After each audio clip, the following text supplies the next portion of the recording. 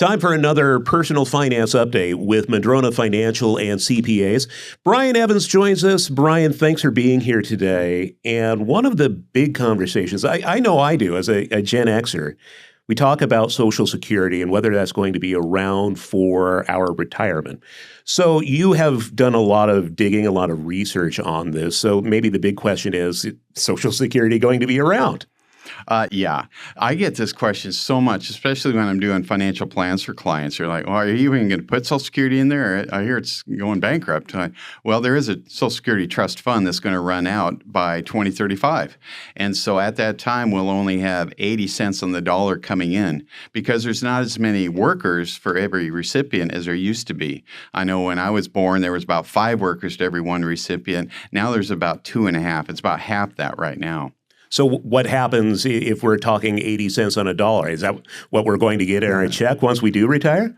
Well, if nothing's done, there has to be some political will to fix this. I hope that things will get fixed at some point. Now, what does fix look like? That's really what it's about.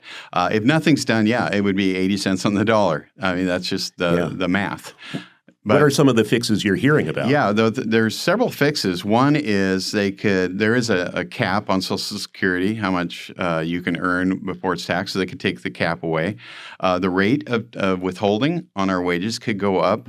The most likely one that I have seen is they raise the age. They did this in Europe, had riots and all this stuff, but in the end, sorry, younger generation, frankly, the older generation took too much out of the system, and they're going to have to raise the age. So right now, full retirement age is age 67. They might have to raise it to 69 or 70. And this seems to me like there are a lot of solutions here. And Social Security probably, if you're able to, should not be your only option for retirement money.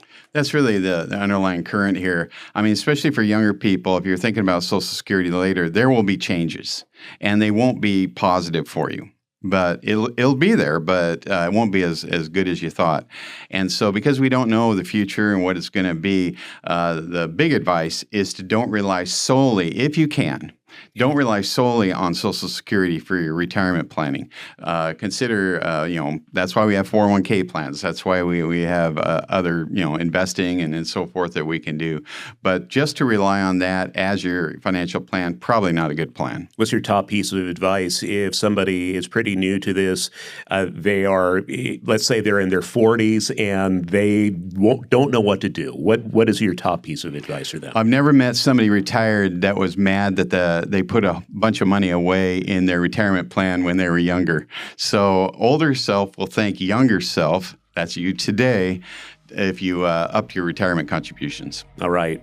Brian Evans, Madrona Financial and CPAs. You can click the link below and find out more. Brian, thanks for your time today.